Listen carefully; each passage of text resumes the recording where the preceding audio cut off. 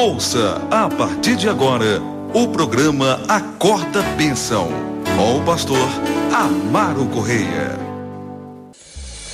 Ouça agora a voz do divino.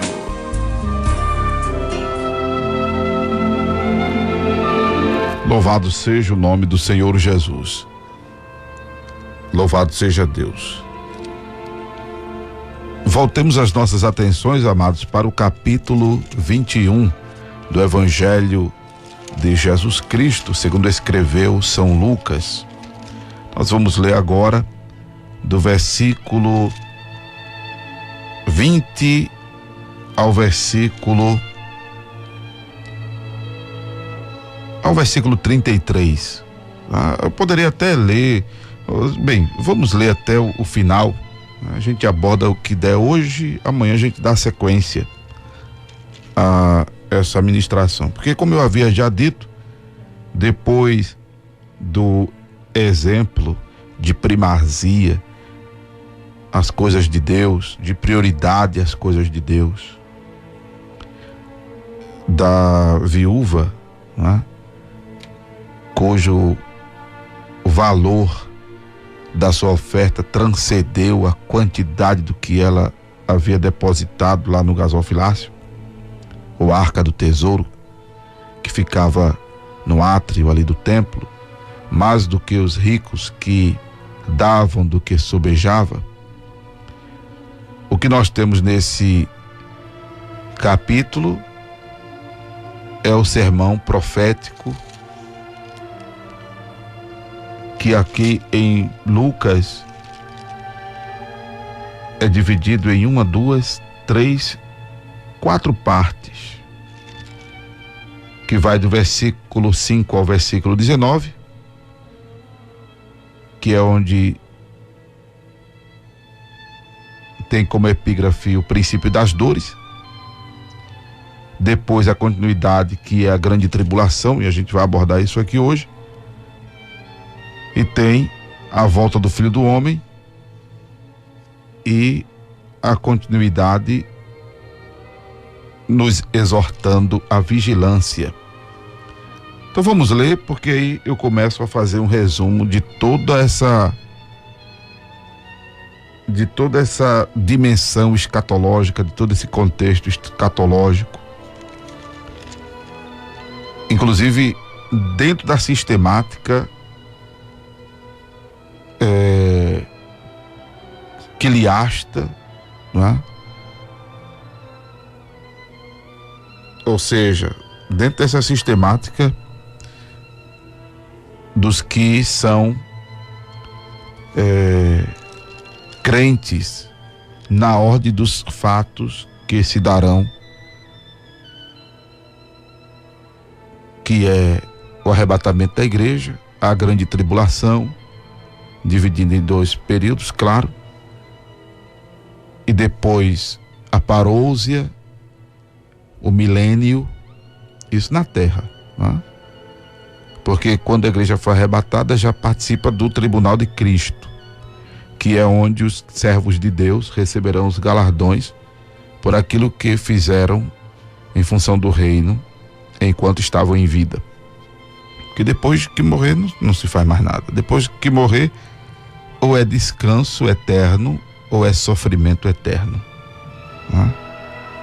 Como o professor do curso que a gente faz com essa turma que está me ouvindo hoje, ou sobe ou desce, né? Mas aqui na terra a ordem segue. Depois do arrebatamento da igreja, a grande tribulação,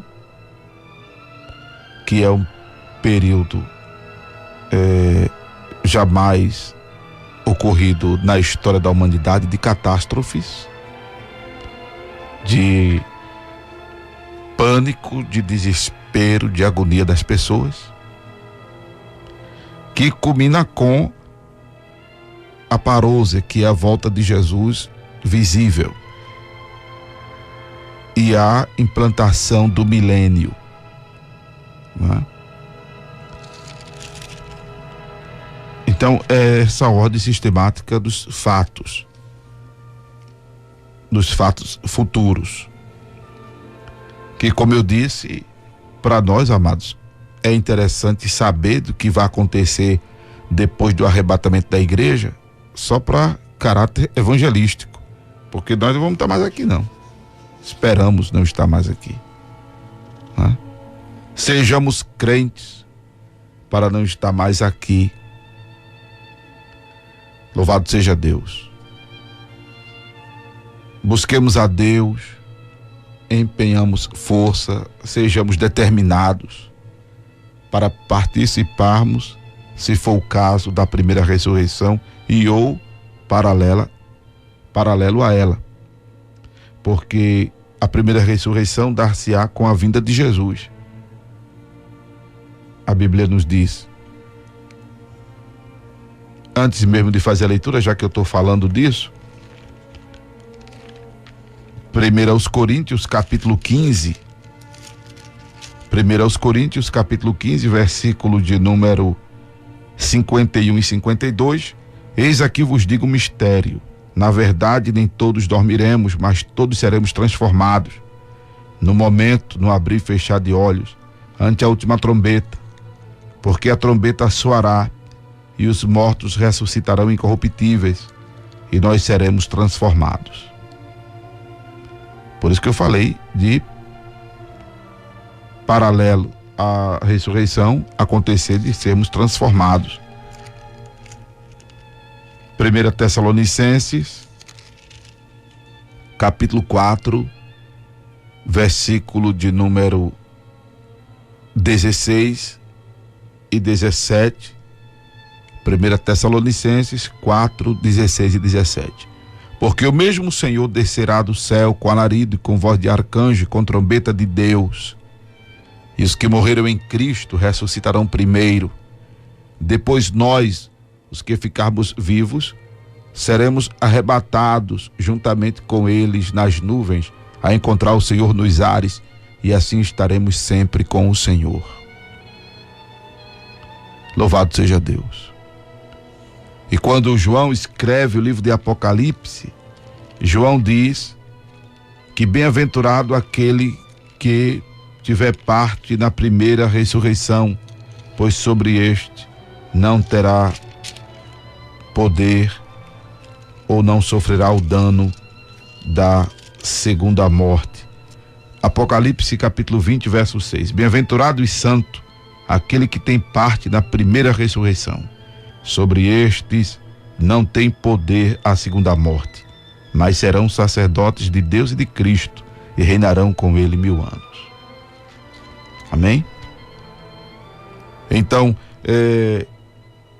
inclusive, endossando o que a nossa irmã estava dizendo, a irmã que está com um filho preso, de 22 anos, a irmã que já ouviu, como eu também já ouvi muita gente dizer que está encarcerada, eu vou deixar Jesus, porque lhe faltou o mínimo de dignidade lá no presídio, uma escova de dente, um creme dental,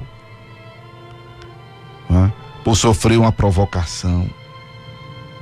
É difícil, como é difícil para quem está aqui fora, é menos ruim para quem está preso, né? Claro, graças a Deus nunca vivi essa experiência, espero que você que está me ouvindo nunca tenha vivido, mas quem viveu sabe, faz melhor causa de quem está preso, o quanto é difícil viver encarcerado, em poucos metros quadrados, passando dia e noite, noite e dia, durante semanas, meses e anos, com dezenas de pessoas ali, não confiáveis, na maioria dos casos, que a pessoa fica até pensando que se dormir, corre o risco de não acordar, né? Por causa da maldade de alguns.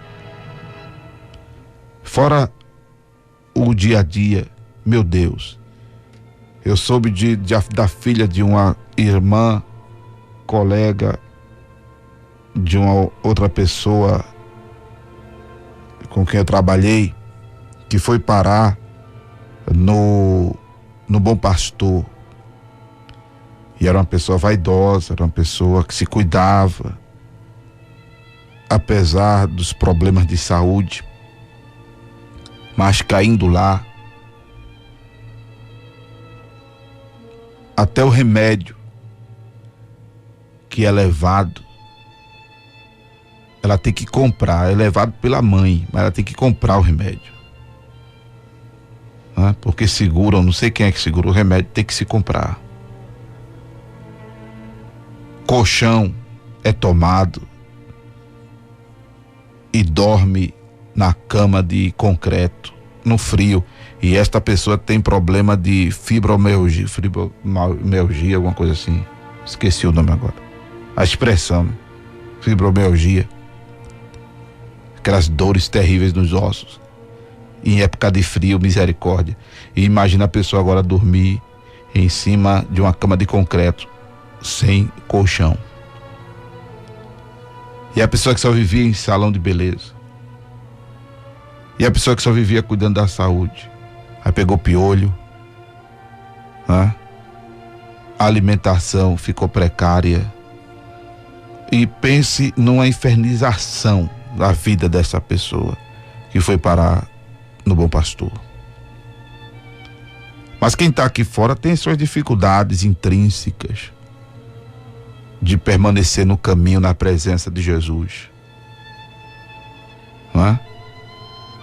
Tem as suas dificuldades pessoais, tem gente com contas a pagar, tem gente desempregada, tem gente com problema de família, como você ouviu aqui, a mãe tendo que ficar no meio do fogo cruzado entre dois irmãos, um com facão, o outro desarmado.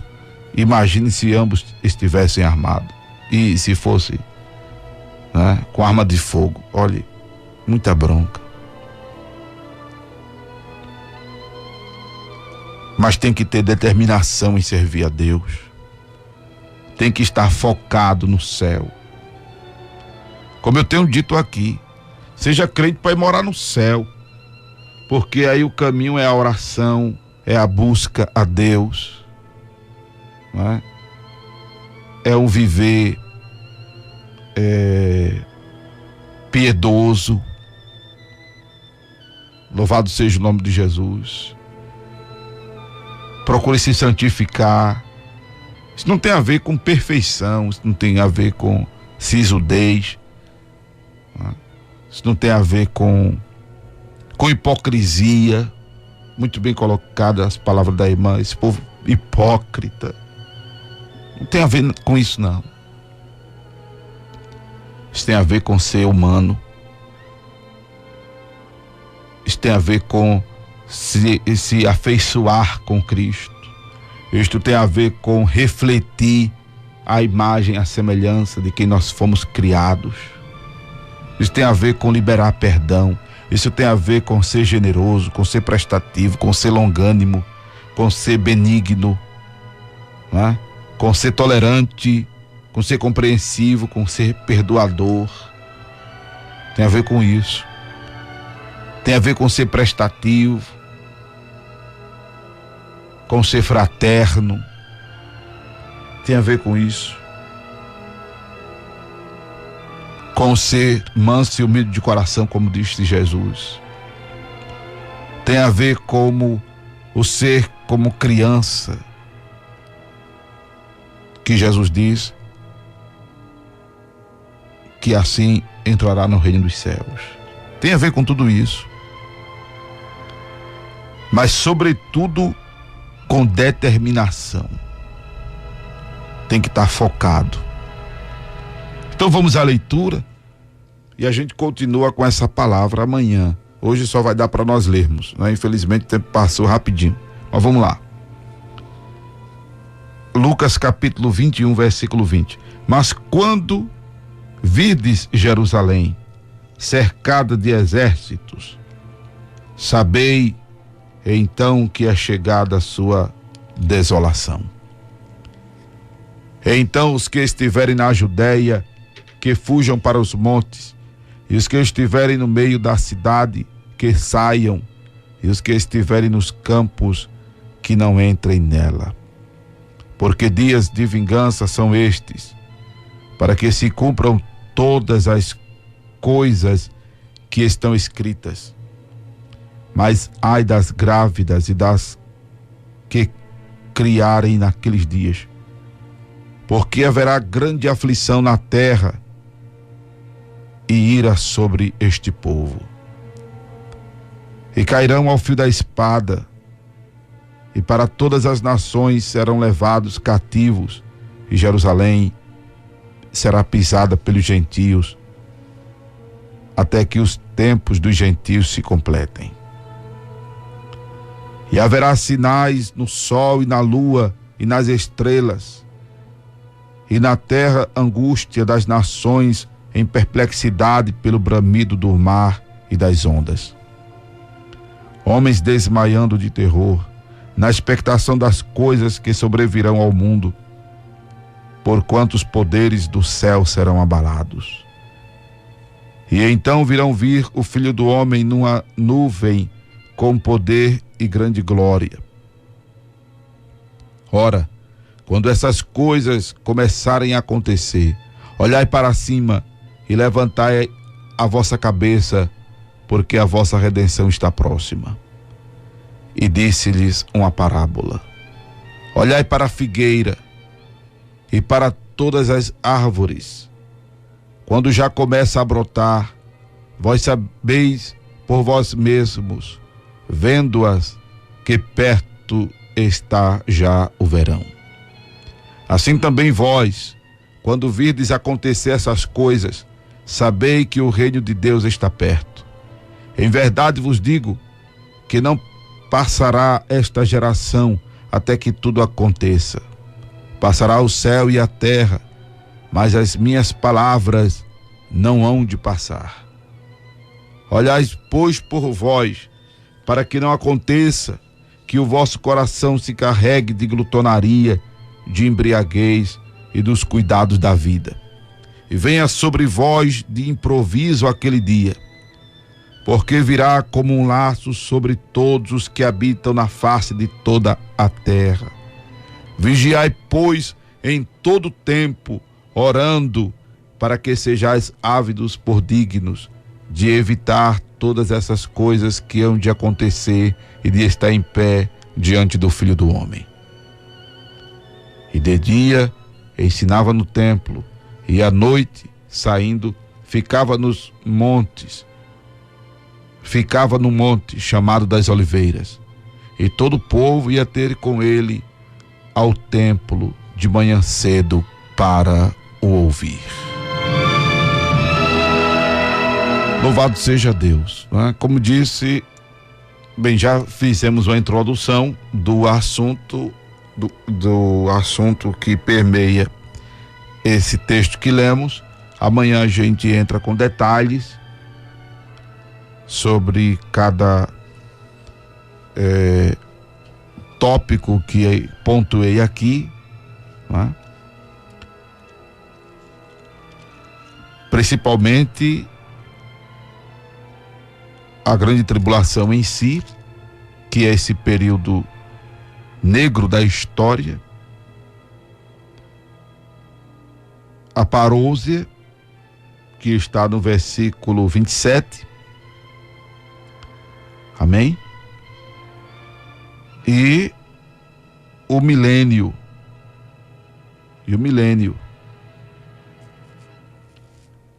conforme lemos no texto aqui, e eu fiz menção também de Apocalipse 20, né? Louvado seja Deus. E a mensagem de hoje é essa, mais do que nunca. Ser crente para ir morar no céu, e para isso tem que ter determinação. Aí você que está aí atrás de uma palavra de vitória, de bênção, meu irmão, se você quer realmente ter vitória, que é bênção, não é uma palavra solta que vai garantir isso, não. É exatamente, eu vou voltar rapidinho aqui ao versículo 19: na vossa paciência possuí a vossa alma. Mas na paciência, essa paciência aqui é a perseverança. É a perseverança no caminho. É o estar focado em Jesus. Como está escrito em Isaías 45:22. Olhai para mim, sereis salvos, vós, todos os termos da terra, porque eu sou Deus e não há outro. E o que gera essa firmeza, amados irmãos, é uma vida de oração. O que gera essa firmeza é a convergência das nossas atenções à palavra de Deus.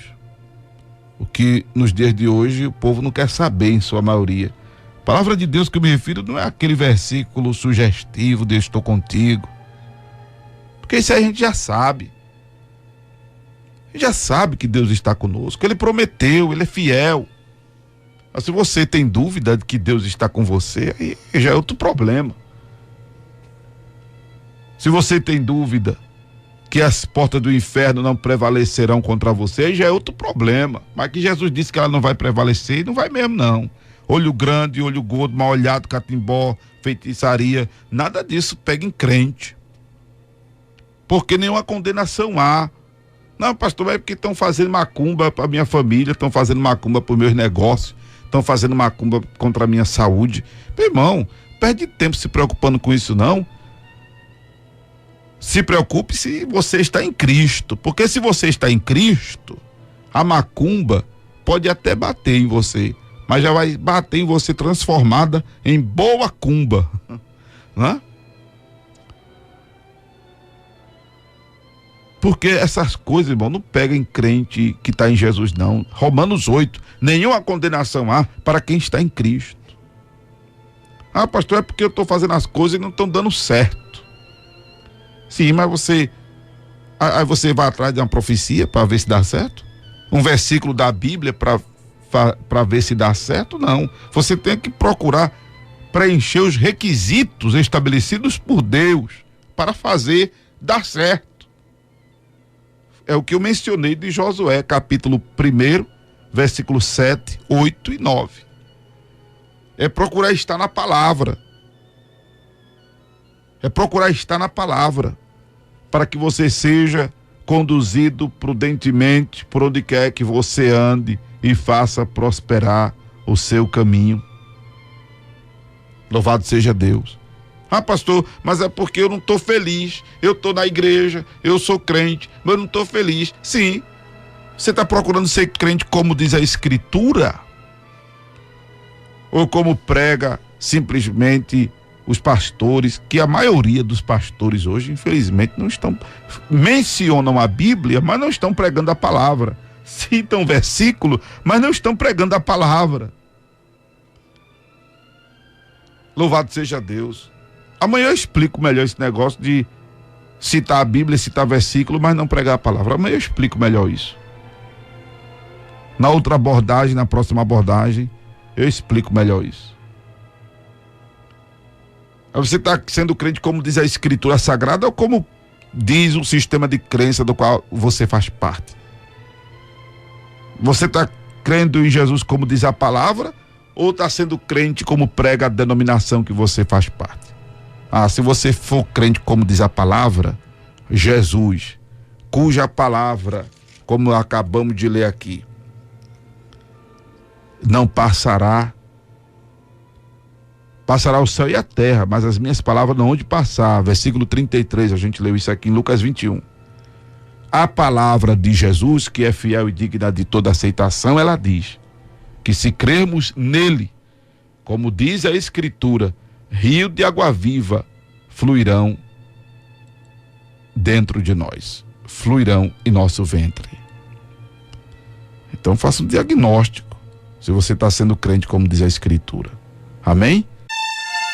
Você acabou de ouvir o programa Acorda Bênção, com o pastor Amaro Correia.